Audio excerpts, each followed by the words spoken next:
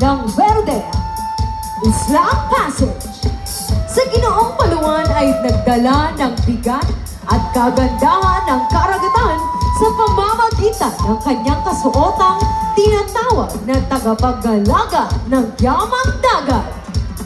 Ang kasuotan ay hindi lamang damit, kundi isang buhay na paglalarawan ng yaman at kahalagahan ng Verde Island Passage, ang Amazon of the Seas, at sentro ng marine biodiversity sa buong mundo, kung saan kabilang ang Paluan.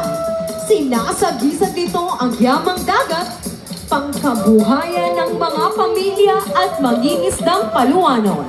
Ang talang seafoam green na umaalpas ay nagpapahiwatig ng malaya at tuloy-tuloy na agos ng tubig dagat na nagdadala ng buhay sa kanlurang Mindoro.